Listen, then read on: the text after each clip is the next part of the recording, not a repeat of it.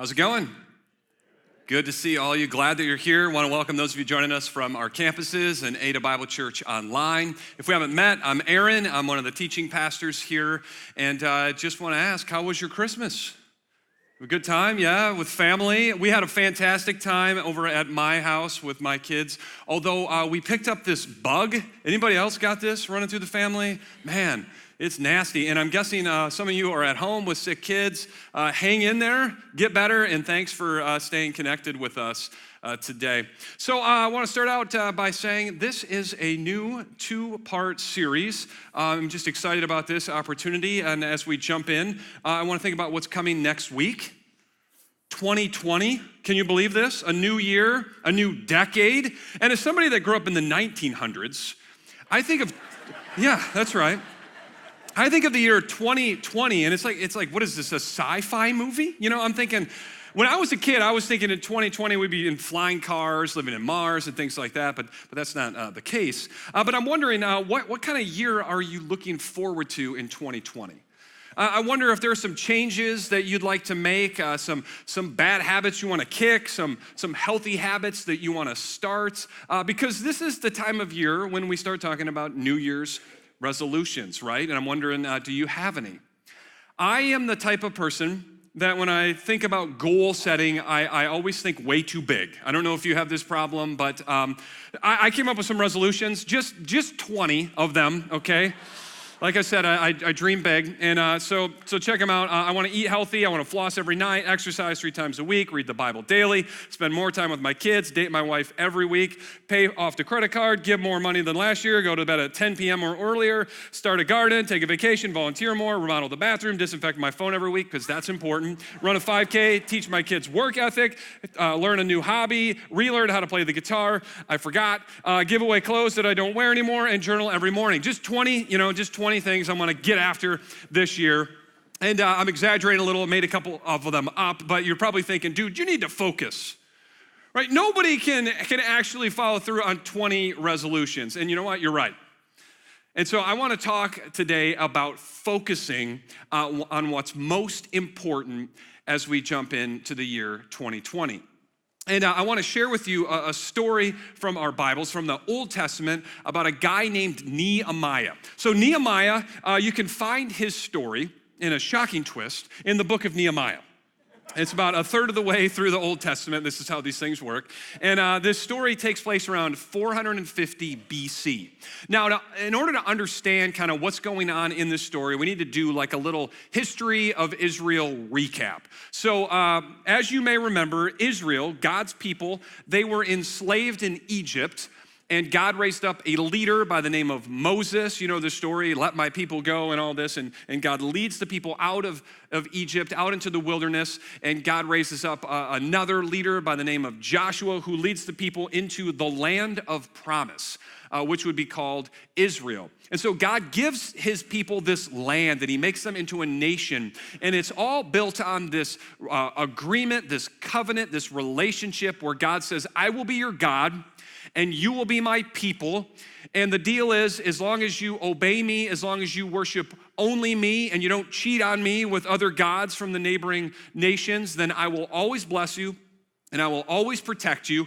But if you chase after these other gods, it's gonna be trouble for you. And so this was the deal. And Israel, if you're familiar with the story, just wasn't able to keep that commitment. They just kept chasing after the gods of the neighboring nations, that they kept cheating on their God. And so God raised up messengers called prophets who would go into the land and remind the people of the commitment that they made, remind the people that if they kept cheating on their God, that they would be disciplined. And the people of Israel, they just couldn't get this right. And so eventually God ran out of patience and he disciplined them. He raised up or used the Babylonians over here, the Babylonian Empire. They swept through, they conquer Israel and everybody else. Just absolutely destroy Jerusalem, the capital city, and a bunch of people are deported. They're exiled over into Babylon. Sometimes we call this period of Israel's history the exilic period, like the exile period.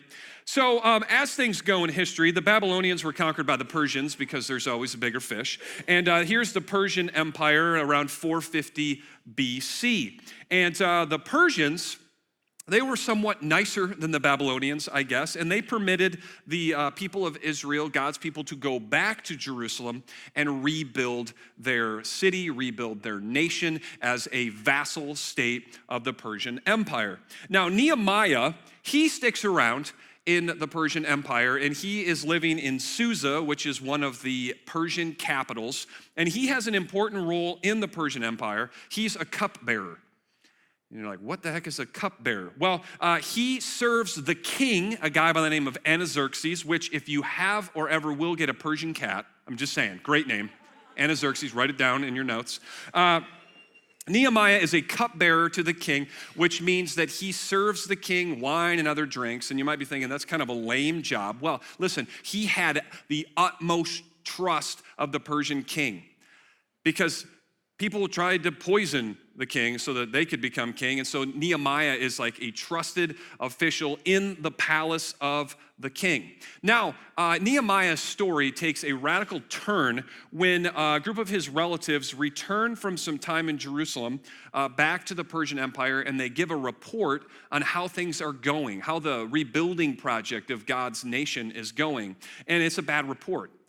Things are going very poorly. God's people are doing very badly. They're struggling. They're vulnerable. There really hasn't been much rebuilding going on. And Nehemiah is absolutely crushed by this news. And God begins to do this work in the heart of Nehemiah. And he begins to believe that he needs to go to Jerusalem and help rebuild the nation there. And so he does something very brave or very foolish, depending on your opinion. He goes to the king and he asks permission to go back to Jerusalem and help rebuild the city. And the king actually agrees. So Nehemiah travels something like 1,000 miles back to Jerusalem, and he arrives there and he begins to kind of take in the scene. He surveys the city and just looking around at what needs to be done. And there's a ton. It's like he looks at all that could be done. It's like we need better housing. We need better food supply. We need more farms. We need storehouses for food. We need administrative buildings. We need all kinds of stuff. There's all kinds of things that we could do to rebuild this city. And then he decides on what they must do in this moment to rebuild the city. Check it out. Nehemiah chapter 2. Then I said, this is Nehemiah talking to them, the people of Jerusalem, you see the trouble that we're in. Jerusalem lies in ruins. I mean, the Babylonians just wrecked this place. Its gates have been burned with fire. Come, let's rebuild the wall of Jerusalem, and we will no longer be in disgrace. There's a lot of stuff that we could do to rebuild this city, but there's one thing that we have to do, and that is rebuild the wall. Before we do anything else, we got to make this city safe and defensible. Now, you might be thinking, okay, great story. What in the world does this have to do with us as we stand on the edge of 2020? Nehemiah looks at all that could be done, and he decides on one thing that must be done. So as we stand here, next week is 2020, and we look around at our lives and think about what's going on. There are a lot of things that you could do in 2020. A lot of opportunity in your life. But what's the one thing that you have got to do? A lot of things you could do. What's the one thing that you must do in 2020? I think some of us would say, I need to get financially healthy. I mean, I need to get organized with my finances. I need to pay off that credit card. I need to save some money. If there's one thing I do next year, I need to get organized. I need to get my finances in order. Well, this series is called Habits. And some of us are thinking, you know what? There is a bad habit. There is a destructive habit that's taken root in my life. And I need to deal with this because it is a ticking time bomb. It is going to blow something up. And it might be a drinking problem. It might be a porn issue. It might be an anger thing. It might have to do with gambling. But there is a destructive habit. And it's like, if there is one thing I do this year, I have got to deal with this. There's all kinds of things that we could do. What's the one thing that you have got to do? And maybe it's just getting healthy. I got to eat better. I need to start exercising. Maybe there's a sickness that you are battling. Some of us I know are fighting cancer. It's like, if there is one thing I do this year, I have got to beat this thing. And maybe it's not physical health. Maybe it's emotional health. Last year was tough. And you're just depleted. And you're tired. And it's like you need better boundaries and you need to just dig into stuff. You might need to see a counselor, but you need to pursue emotional health if you do anything this next year. Maybe it's faith. Your relationship with Jesus he's gone cold. It's become stagnant. Maybe the deal is it's always been somebody else's faith more than yours. It's always been your parents' faith. It's always been your girlfriend's faith or your husband's faith. And now it's time to take ownership of your faith and grow in your relationship with Jesus on your own. If I do anything this year, I need to grow in my relationship with Jesus. Maybe it's serving. This is the year where I'm gonna get involved here at the church. This is the year where I'm gonna get involved in the community. Maybe you already are and you lead a small group, but you just have this sense, God has me here with this group of people for a reason. I just know it. And I just need to lead, I need to serve, I need to mentor these people, whether they're students or kids or men or whatever. This is where God wants me in this season. I just feel it. If there's only one thing I do, I've got to do this well. And maybe you're like, well, that kind of ministry sounds amazing, but I'm stuck at home holding babies, chasing toddlers, changing diapers. I mean, that's maybe next year for me, but I'm stuck here with the kids. Listen, stuck at home with these kids that God has entrusted to your care. This might be the most significant ministry that you ever get to participate in. As you love these kids and help them build a solid foundation, as you teach them character and as you model them faith, this might be the most significant ministry ever in your life. In fact, I'm hoping that some of us realize that our one thing that we need to run after this year is in fact not at the office and not on the golf course and not at the gym, but it's at home. It's our kids. It's our marriage. And maybe you're retired, a little older, wondering what's my one thing? Maybe it's your family, maybe it's your grandkids. There are a lot of things that we could do this year, but what's the one thing that we've just got to do, that we must do? Nehemiah shows up in Jerusalem, he takes it all in, and he decides we've got to rebuild the walls. That's what's most important. And as we will see a little later on in the story, he calls this project his great work. This is my great work. So what's yours? What is your great work in 2020? And for some of us, it's just so clear right now. It's like, I know exactly what I need to do. I know exactly what it is. Others of us, it's probably going to become clear in the course of this message. Some of us, we're slow processors. We're going to need some time. And sometime next week while you're driving or in the shower, it's going to be like, I know what it is. The beautiful thing about this story is whether it's crystal clear right now or it becomes clear later, the principles we're going to look at, they will be helpful, whether it's clear now or later as we pursue this thing, our great work. But before we dive into this story, just something to consider. It's not called a great work because it's easy. And it's not called a great work because it's going to be all wrapped up and finished tomorrow afternoon. I mean, this thing is going to be big. And Nehemiah's project of rebuilding the walls, this is a beast of a project. And I'm just saying that there will be challenges. You will need endurance. It will require faith. There will be setbacks, and there will be obstacles.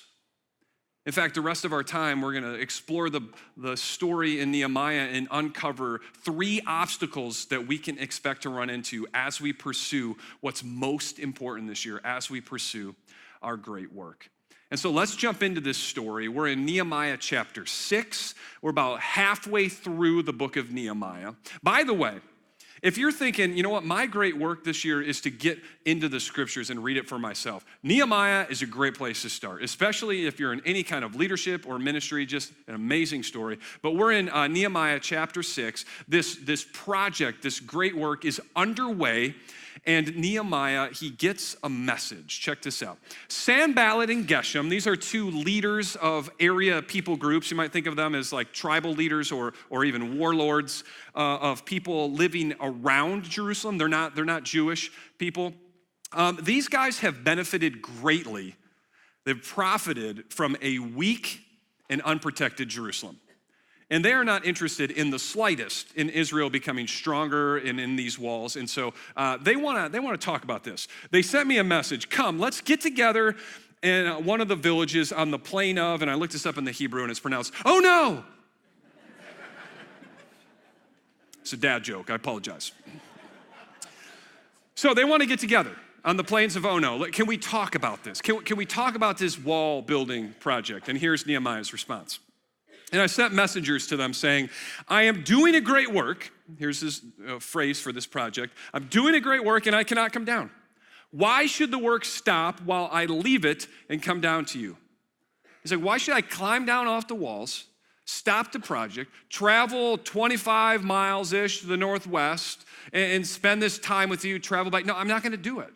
Why should I stop this great work that God has called me to? Why should I be distracted?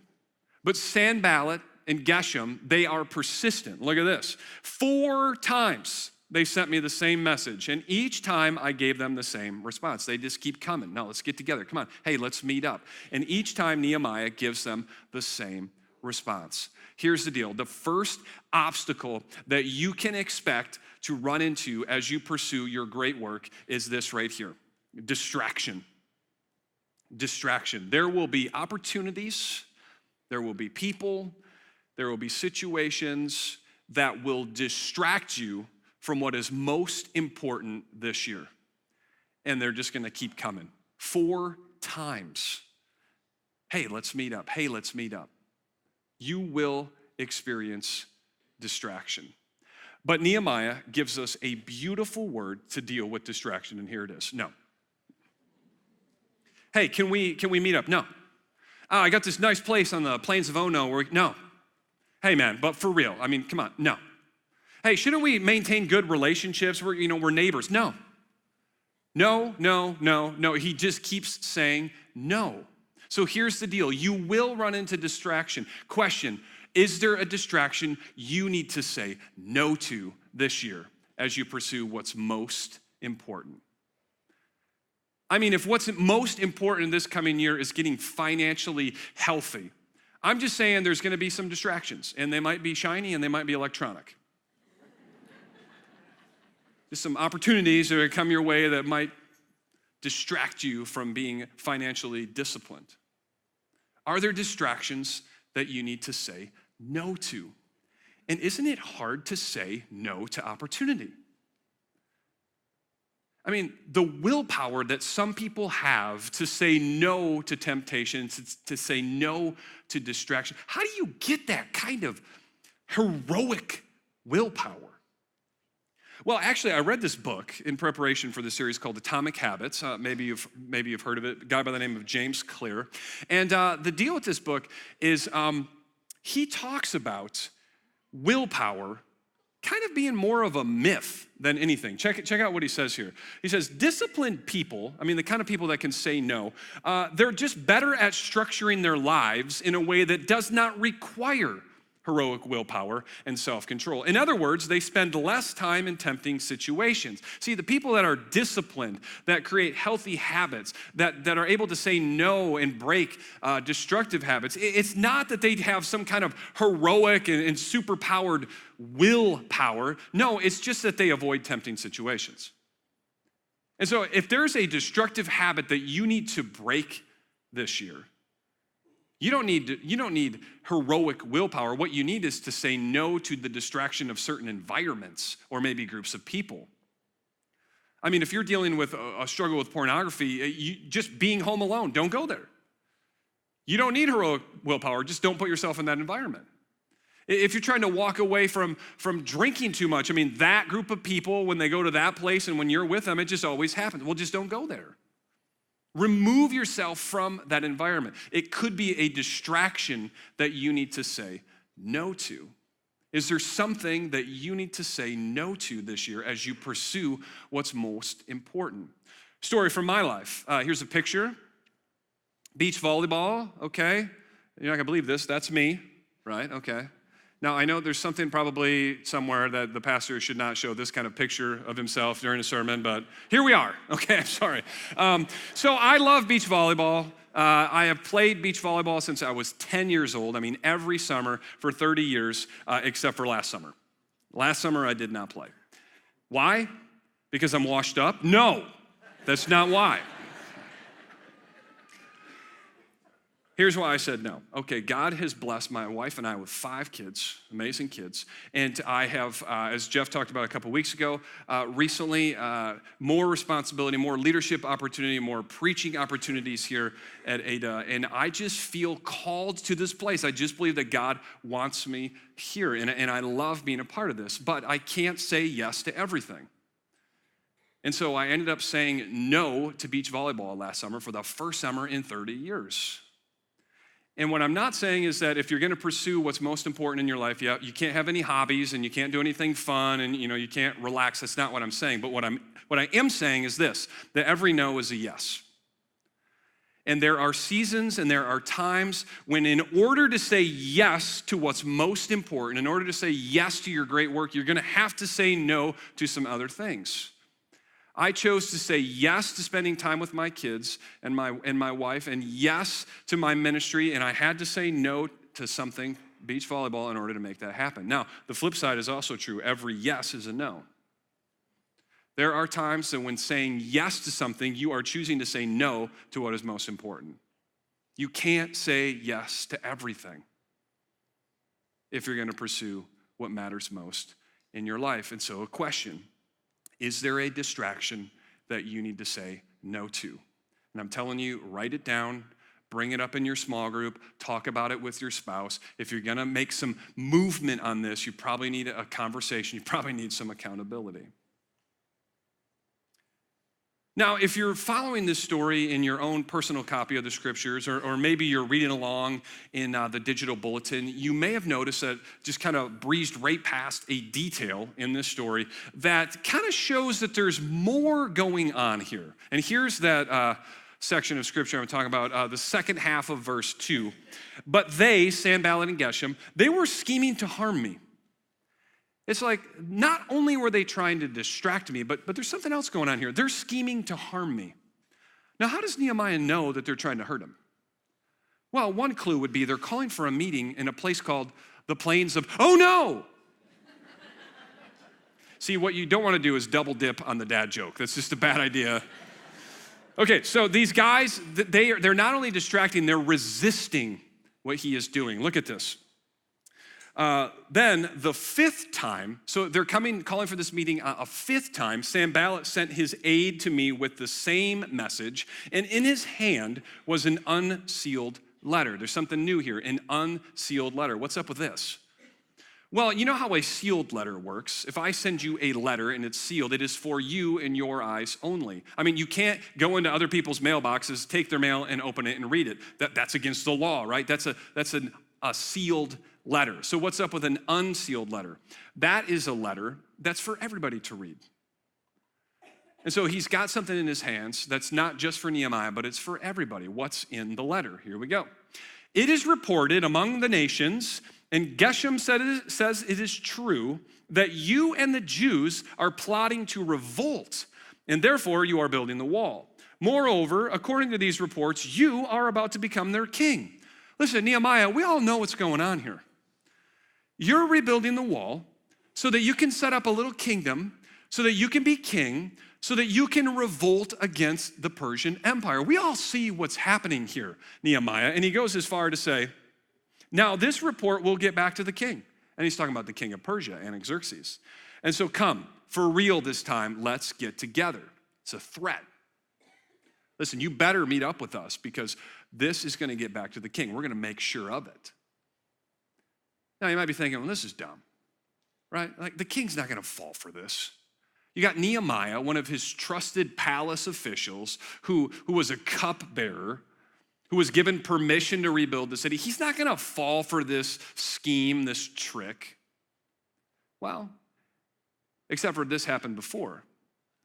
You see, in another Old Testament book, the book of Ezra, another group of Jewish people were trying to rebuild Jerusalem, and a previous Persian king, guy by the name of Cyrus, shut the project down because of a very similar rumor. This isn't going to work. Well, it did before. So what's going on here? What is this about? Here we go. Nehemiah says they were trying to frighten us.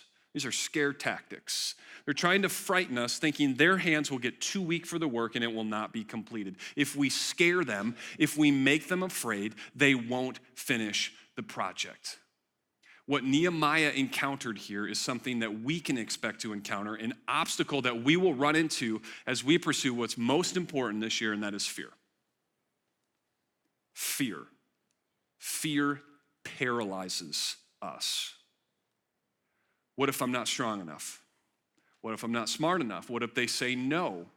What if it doesn't work? What if we run out of money? What if people find out what I'm really like? What are people gonna say? What if I fail? What if I fail again? Fear paralyzes us and keeps us from pursuing what matters most.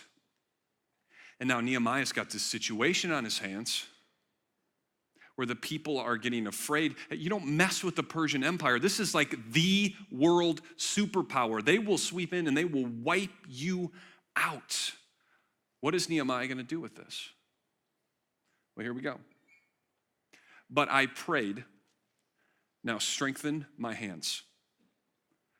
Nehemiah prays to God, strengthen my hands. You see, Nehemiah understood something that we need to understand as we pursue our great work this year, and he understood that he was not alone.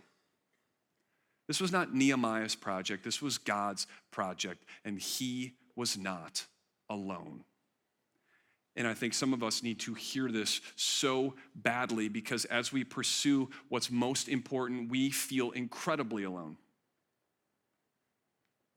I mean, if your great work is to grow in your relationship with Jesus, to become more like Jesus, you feel incredibly alone because you don't know any other Jesus followers in your office, on the team, or maybe even in your family, and you just feel alone as you do this. If you believe that your great work is to invest in your kids and love those kids, but you feel so alone, why? Because you're a single parent. It's like I am alone. I need you to understand something. Something I believe is this. If God calls you to it, he will be with you in it. Nehemiah prays to God because he believes that God is with him. And I'm telling you, you are not alone. If God calls you to this great work, he will be right by your side as you pursue it. You are not alone as you chase after this thing, as you pursue what's most important this year. But maybe you're thinking, it's not that I feel alone. What I'm afraid of is failure. I'm afraid I'm gonna blow it. I mean, I got this small group of 9th grade girls that I'm leading, and it's like, I don't know what to say to them. The things that they're dealing with at school, the stuff going on social media with platforms that I don't even understand, the temptations that they're facing. I don't know what to say, and I'm afraid I'm gonna say the wrong thing. I'm afraid I'm gonna mess these kids up. Listen, learn, ask good questions, get advice, talk to other leaders, listen to the staff that God has placed in your life. But at the end of the day, trust God because he will provide what you need. Because something else I believe is this: if God calls you to it, he will strengthen you for it. He's gonna give you what you need to pursue this great work that he's calling you to. He will give you the strength, he will give you what you need to pursue this thing. Fear paralyzes us, but we should not be afraid because we are not alone. And he is for us. If he calls you to it, he will be with you in it, and he will strengthen you for it. Now, Nehemiah, he's got God. God is with him. But a question you might be thinking is, does he have anybody else? Is anybody else with him? Does he have any friends? Does he have any allies as he pursues this great work of rebuilding the walls? Well, the next scene in this story, we find Nehemiah in the home of a prophet of God named Shemaiah. And so here is a guy that could be an ally for Nehemiah. Now, Shemaiah says this, let us meet in the house of God. We need to get out of my house and go to God's house inside the temple. And let us close the temple doors because men are coming to kill you. By night, they are coming to kill you. Nehemiah, listen, there's a plot to take your life. Listen to me. We need to get to the temple so that you can be safe. Let's get out of here. Thank goodness that Nehemiah has a friend, has an ally that's looking out for him. Here's how Nehemiah responds. But I said, should a man like me run away? Or should someone like me go into the temple to save his life? I will not go. What Nehemiah is saying here is, I can't go into the temple. I'm not a priest. And if you're not a priest under God's Old Testament law and you go into the temple, that's violating God's law. He's like, I'm not a priest. I can't go into the temple. What is going on here? We keep going. I realized that God had not sent him, but that he had prophesied against me because Tobiah and Sanballat had hired him. Do you feel the pain in these words? I realized this guy's not for me. This guy's no friend of mine. He's betrayed me to Sanballat. He sold me out. And here's what's really going on. He had been hired to intimidate me so that I would commit a sin, and by doing this, and then they would give me a bad name to discredit me. This whole thing is about Nehemiah being discredited as a leader because he violates God's law in front of the people. So that he will be discredited, he can't lead the people, and they can't rebuild the wall. And if I'm Nehemiah, I'm just going, really? I leave behind life in a Persian palace. I travel 1,000 miles, back-breaking labor here to rebuild the walls, and I get stabbed in the back by one of my own people, a guy that's supposed to be a prophet of God. Really? I mean, this had to hurt. Can you imagine the pain that Nehemiah is feeling in this moment? And this brings us to the third obstacle that we're very likely to experience as we pursue what's most important this year, and that is hurt. Now, the deal is you probably won't be betrayed by somebody, although maybe you will. But I'm telling you, you will get hurt along the way. You will get bruised as you pursue what's most important. I mean, think about it. If your great work this year, if what's most important is to pursue emotional health, what's that gonna mean? Well, you're gonna have to dig up painful emotional memories and deal with that. That's gonna hurt. And if your great work is your kids, what happens when your teenage daughter says, you know what, I don't want to be with you. I don't want to be around you. I mean, that hurts. What happens when you've invested most of your life into this organization or this business, and this is your great work, and you begin to realize they're not interested in your opinion anymore. They don't want to hear from you. That hurts. And when your great work is to rebuild your marriage, and it just becomes clear that that's not your husband's great work. It might be yours, but it's not his. It's painful. It hurts. And the thing about hurt, if you're like me, is it just shuts me down. And I just go, you know what, forget it. Forget it. It's not worth it. And you give up. And you stop pursuing what matters most. And I'm just surprised that Nehemiah didn't go, you know what, forget it, I'll go back to Persia. This is not worth it. And so how do you navigate this pain? What do you do with this pain, this hurt, so that it doesn't keep us from pursuing what matters most? Here's what Nehemiah does.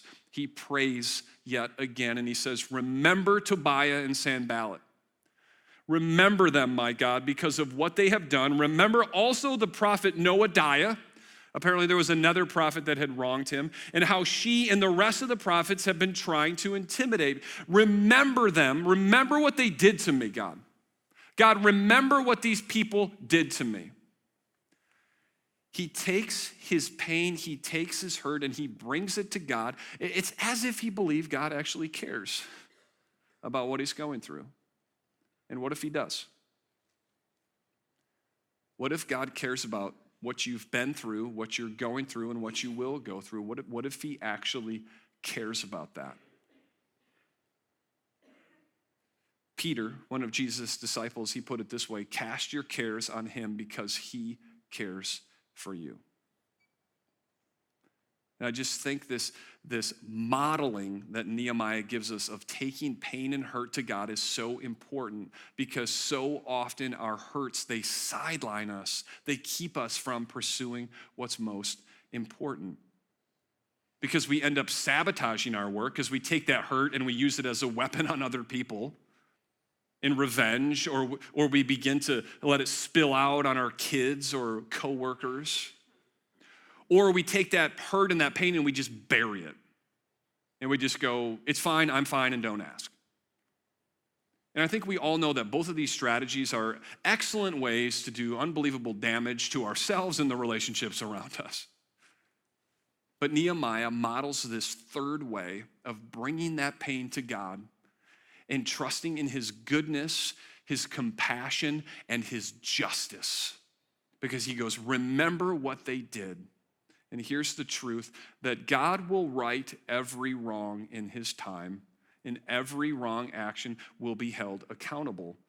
And you can trust God to handle any sort of pain, any sort of wrong that's been done to you.